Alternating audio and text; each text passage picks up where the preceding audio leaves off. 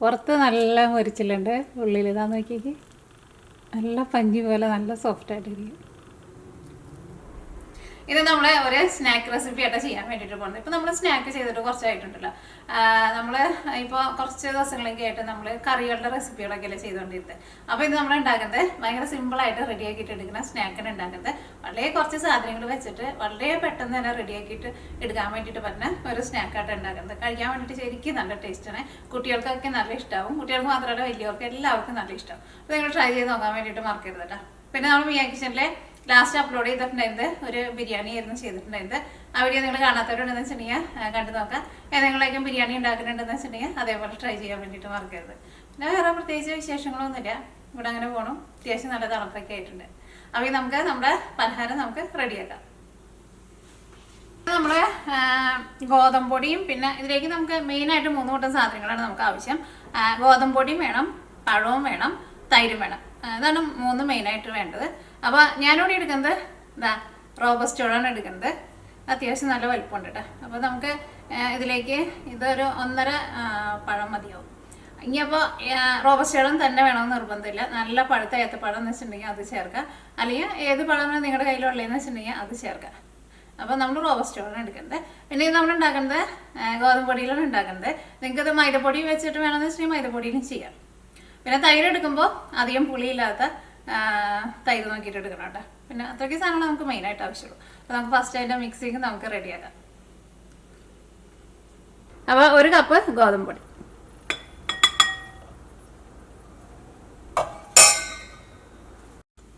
ആ പൊടി എടുത്തിരുന്ന സെയിം കപ്പിൽ തന്നെ അധികം പുളിയില്ലാത്ത 1 കപ്പ് തൈര്. മധുരത്തിന് വേണ്ടിയിട്ട് പഞ്ചസാര നിങ്ങളുടെ മധുരത്തിനനുസരിച്ചിട്ട് ചേർക്കാം. ഞാൻ ഇതിലേക്ക് ഒരു 3.5 ടേബിൾ സ്പൂൺ പഞ്ചസാരയാണ് ചേർക്കുന്നത്. കുറച്ചുകൂടി നല്ല മധുരം വേണമെന്ന് വെച്ചിട്ടുണ്ടെങ്കിൽ ഒരു 4-4.5 ടേബിൾ സ്പൂൺ വരെ ചേർക്കാം.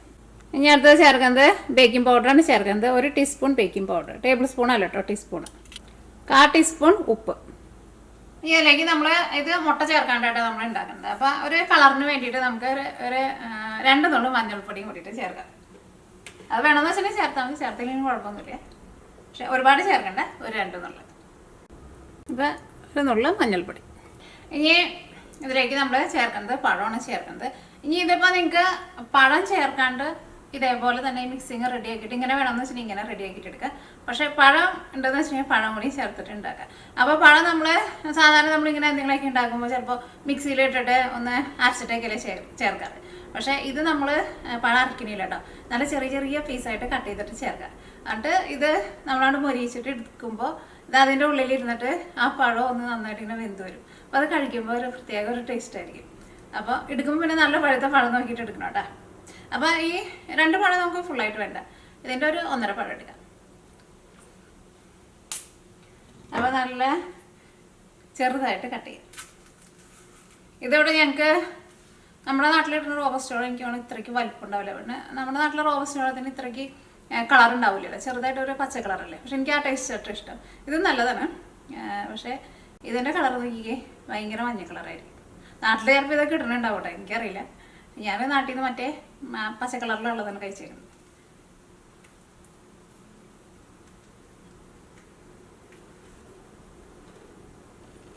ഈ പഴത്തിൻ്റെ തൊണ്ടോന്ന് ഞാൻ ഇപ്പോൾ കളയുന്നില്ല. ഞാൻ കഴിഞ്ഞ വീക്കെൻഡ് വ്ളോഗിൽ പറഞ്ഞിട്ടുണ്ടായിരുന്നില്ല, ഇവിടെ കമ്പോസ്റ്റ് ഉണ്ടാക്കുന്ന ഒരു സാധനം വാങ്ങിച്ചിട്ടുണ്ടെന്ന്. അപ്പോൾ ഇങ്ങനത്തെ സാധനങ്ങളൊക്കെ അതിനകത്തായിട്ടാണ് നമ്മൾ കട്ട് ചെയ്തിട്ടേട്ടാ. അപ്പോൾ നമ്മൾ ചേർക്കാനുള്ളതെല്ലാവരും ചേർത്ത് കഴിഞ്ഞു. ഇനി നിങ്ങൾക്ക് ഏലക്കായുടെ ടേസ്റ്റ് ഇഷ്ടമാണെന്ന് വെച്ചിട്ടുണ്ടെങ്കിൽ കുറച്ച് ഏലക്കായും കൂടിയിട്ട് ചേർക്കട്ടെ. ഇതെല്ലാം കൂടിയിട്ട് നന്നായിട്ടൊന്ന് മിക്സ് ചെയ്യാം. അല്ലെങ്കിൽ നിങ്ങൾക്ക് ഏലക്കായ്ക്ക് പകരം ലെമണിൻ്റെ ടേസ്റ്റ് ഇഷ്ടമാണെന്ന് വെച്ചിട്ടുണ്ടെങ്കിൽ നാരങ്ങയുടെ തൊണ്ട് നമ്മൾ ഗ്രേറ്റ് ചെയ്തിട്ട് ചേർക്കില്ലേ, അതേപോലെ ചേർക്കാം. അല്ലെങ്കിൽ നിങ്ങൾക്കിപ്പോൾ വാനിലയുടെ ഫ്ലേവർ ഇഷ്ടമാണെന്ന് വെച്ചിട്ടുണ്ടെങ്കിൽ അത് ചേർക്കാം. അങ്ങനെ എന്തെങ്കിലും ഫ്ലേവറുകൾ വേണമെന്ന് വെച്ചിട്ടുണ്ടെങ്കിൽ ഇതിൻ്റെ കൂടെ ചേർക്കാം കേട്ടോ. നമ്മളിങ്ങനെ മിക്സ് ചെയ്ത് കഴിഞ്ഞ് കഴിയുമ്പോൾ ഇത് കുറച്ച് ടൈറ്റായിട്ടിരിക്കും. അപ്പോൾ ഇത് ലൂസാക്കിയിട്ട് എടുക്കാൻ വേണ്ടിയിട്ട് കുറേശ്ശെ വെള്ളം ചേർത്തിട്ട് മിക്സ് ചെയ്തിട്ട് എടുക്കുക. വളരെ വെള്ളം പോലെ ഇരിക്കരുത് കേട്ടോ, കുറച്ച് ടൈറ്റായിട്ട് തന്നെ ഇരിക്കേണ്ടത്. നമുക്കിങ്ങനെ സ്പൂൺ കൊണ്ട് കോരി ഒഴിക്കാൻ വേണ്ടിയിട്ട് പറ്റുന്ന ഒരു പരുവം. അത് പറഞ്ഞാൽ ഭയങ്കര ലൂസാക്കിയിട്ട് എടുക്കണ്ട, കാരണം ഇത് കുറച്ച് ടൈറ്റായിട്ടിരിക്കും. നന്നായിട്ട് മിക്സ് ചെയ്യുക. കാരണം നമ്മുടെ ബേക്കിംഗ് പൗഡറൊക്കെ ഇനി അത് നന്നായിട്ട് മിക്സ് ആവണം കേട്ടോ.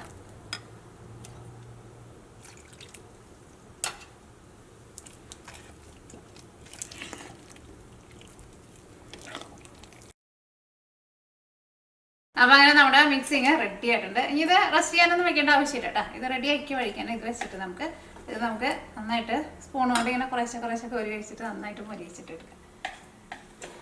അപ്പോൾ നമുക്ക് അതിനുള്ള നമ്മുടെ ഓയിൽ നമുക്ക് ചൂടാക്കാം.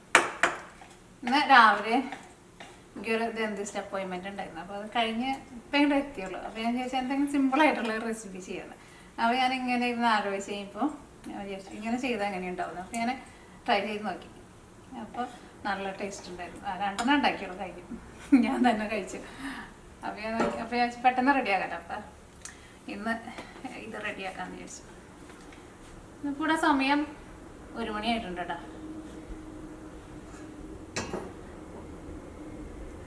റെഡിയാക്കട്ടെ. പാൻ എടുക്കാം. അപ്പോൾ നമുക്ക് പാൻ വെച്ചിട്ട് ചൂടാക്കാം. എനിക്ക് ഇഷ്ടമുള്ള ഓയിലിൽ ഫ്രൈ ചെയ്തിട്ട് എടുക്കാം കേട്ടോ. കനോല ഓയിലാണ് എടുക്കുന്നത്. ഏത് ടൈപ്പ് ഓയിലായിരുന്നാലും കുഴപ്പമില്ല. കേക്ക് എടുക്കാൻ വേണ്ടിയിട്ട് നമ്മുടെ ഓയിൽ നന്നായിട്ട് ചൂടായിട്ടുണ്ട്.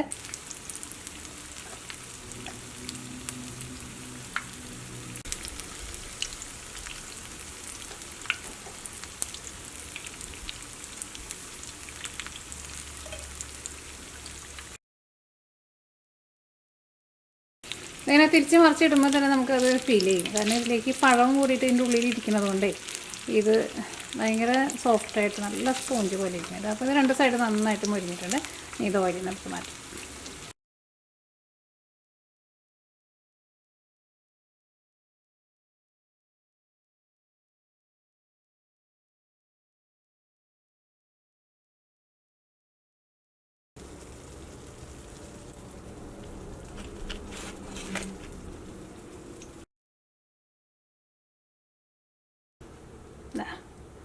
നോക്കിക്കേ, പുറത്ത് നല്ല മൊരിച്ചിലുണ്ട്, ഉള്ളിൽ ഇതാ നോക്കിക്കേ നല്ല പഞ്ഞി പോലെ നല്ല സോഫ്റ്റായിട്ടിരിക്കും.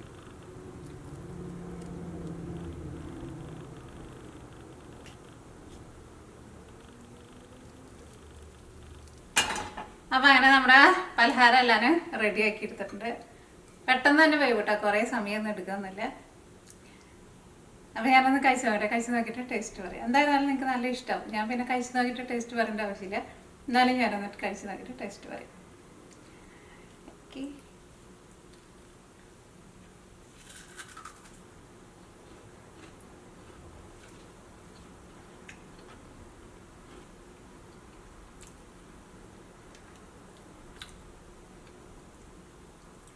ശരിക്കും ആ പഴം ഉണ്ടല്ലോ, ആ പഴം ഇതിൻ്റെ കൂടെ ഇരുന്നിട്ട് ശരിക്കും നല്ല സോഫ്റ്റ് ആയിട്ടുണ്ട്. ശരിക്കും നല്ല ടേസ്റ്റാണ്. നിങ്ങൾ ഉണ്ടാക്കി നോക്കാം. അപ്പോൾ നിങ്ങൾക്ക് അതിൻ്റെ ടേസ്റ്റ് മനസ്സിലാവും. ട്രൈ ചെയ്ത് നോക്കാൻ വേണ്ടിയിട്ട് മാർക്ക് ചെയ്തിട്ടോ. അടിപൊളി ടേസ്റ്റാണ്. പുറത്ത്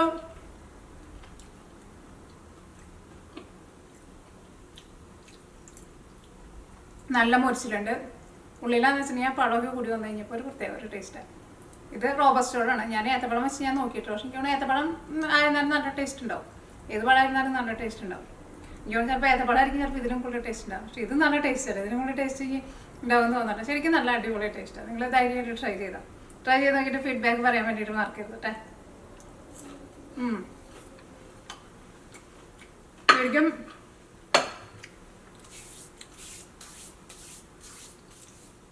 ഉണ്ണിയപ്പമൊക്കെ ഉണ്ടാക്കുന്നതിനേക്കാളും നല്ല എളുപ്പമാണ് താനും.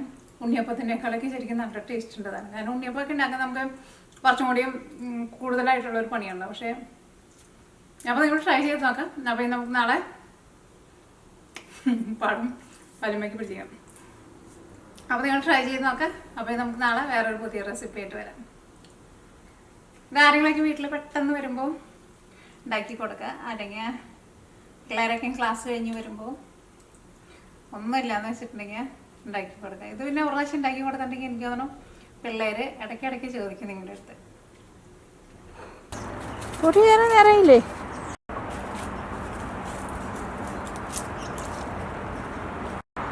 ഇതപ്പോൾ ഇലയുടെ കളറുകൾ ഇതവിടെ കുറേ കിളികൾ വന്ന് പറഞ്ഞിരിക്കുന്നു.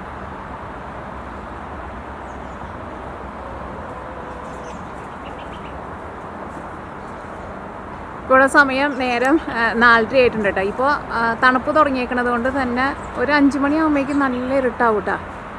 ഇതവിടെ മരത്തുമ്പോൾ കുറേ കിളികളൊക്കെ പറക്കുന്നുണ്ട്. ഇതാ ഈ മരത്തിൻ്റെ ഇലയുടെ കളറൊക്കെ നോക്കിക്കേ. ഇത് നമ്മൾ ആ കഴിഞ്ഞ വീക്കെൻഡ് വ്ളോഗിൽ കാണിച്ചു കഴിഞ്ഞപ്പോൾ ഇത്രയ്ക്ക് കളറ് മാറിയിട്ടുണ്ടായിരുന്നില്ല കേട്ടോ. ഇത് നോക്കിക്കേ, ഇപ്പം നന്നായിട്ട് കളറ് മാറിയിട്ടുണ്ട്. നല്ല തണുപ്പാ. കിളികളൊക്കെ കൂട്ടിൽ കയറുന്ന സമയമാണ്. കുറേ കിളികളവിടെ പറന്ന് കളിക്കുന്നുണ്ട്. ഒരു കൂട്ടിലേക്ക് കയറാനുള്ള പരിപാടി.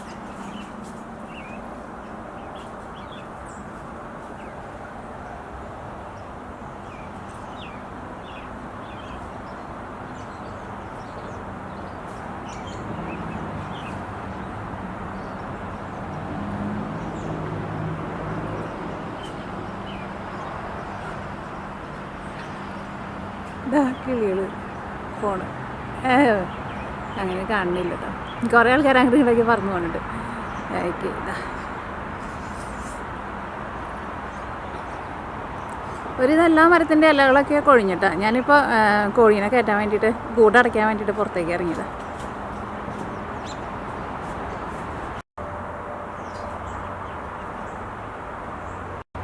നേരം ഇരുട്ടായി തുടങ്ങിയിട്ടുണ്ട് കേട്ടോ.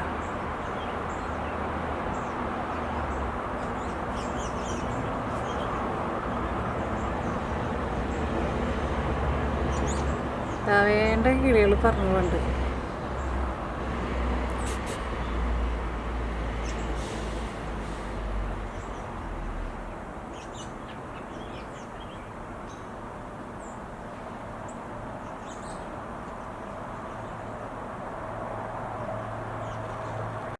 നമ്മുടെ മേപ്പിൾ ട്രീയുടെ ഇലയുടെ കളറ് നന്നായിട്ട് മാറിയിട്ടുണ്ട് കേട്ടോ.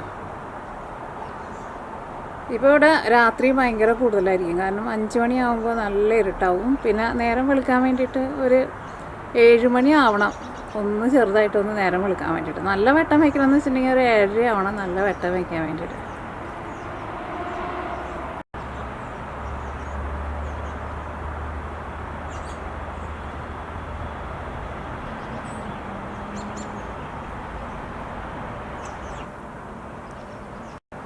നമ്മുടെ കോഴികൾ കൂട്ടി കയറിയിട്ടോ. ഇപ്പം നേരത്തെ ഇരുട്ടാവുന്നതുകൊണ്ട് തന്നെ അവർ പെട്ടെന്ന് കയറും.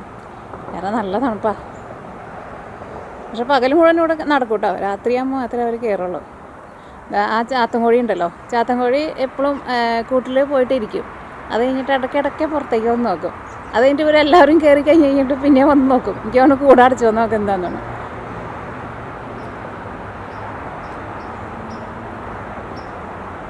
ഇവരെ കയറ്റാൻ വേണ്ടിയിട്ട് നോക്കുന്നതാ. ഇടയ്ക്ക് കൂട്ടിൽ പോയിരിക്കും.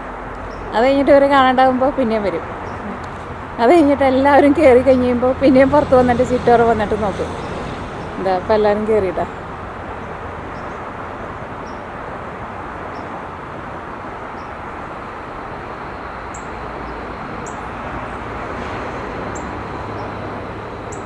അവിടെ ഒരു ചുവന്ന കളറിൽ നിൽക്കുന്നുണ്ട്. അത് നല്ല രസമായിട്ടാ. അത് ഒരു പച്ച കളർ ഇലയായിരുന്നു ശരിക്കും. അത് കളർ മാറിയേക്കുന്നത്. അത് നല്ല ഭംഗി, നല്ല ചുമപ്പാ. അത് ഇവർ കയറി കഴിഞ്ഞിട്ട് വേണം എനിക്ക് കൂടടയ്ക്കാൻ വേണ്ടിയിട്ട്. ഒരാളിപ്പോഴും അവിടെ നടക്കുന്നുണ്ട്.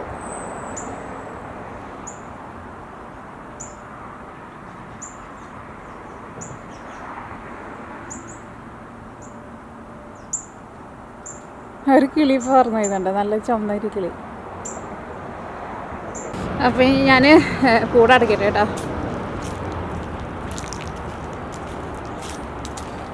ഒരാളിവിടെ നിന്നിട്ട് ഭക്ഷണം കഴിക്കുന്നുണ്ട്. ബാക്കി എല്ലാവരും എന്താ വീട്ടിൽ കയറി ഇരിക്കുന്നുണ്ട്.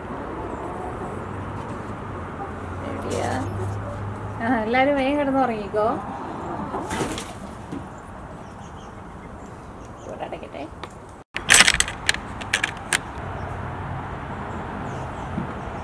അവിടെ അമ്പളിയമ്മാവൻ നിൽക്കുന്നുണ്ട് കേട്ടോ. ഞാൻ മരത്തിൻ്റെ ഇലയുടെ കളറൊക്കെ നോക്കിയിട്ട്